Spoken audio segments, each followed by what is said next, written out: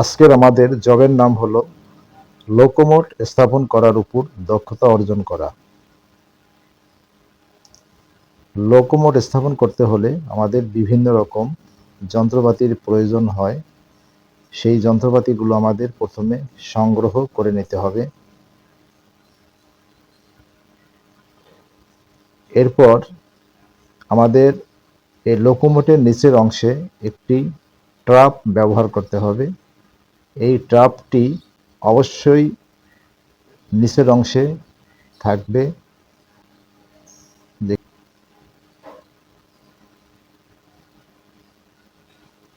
এই ট্রাপের একটি অংশ চলে যাবে সিওয়ার লাইনে।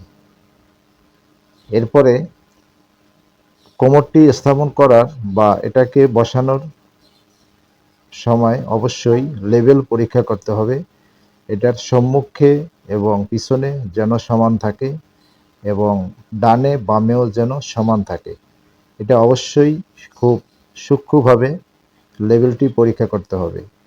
একবার ঢালাই হওয়ার পর এটি আর পুনরায় সঠিক পজিশনে আনা সম্ভব নয়। এভাবে ভালো করে চেক করে দুই পাশে ইট, বালু, সিমেন্ট দিয়ে এটাকে শক্ত করে আটকিয়ে দিতে হবে।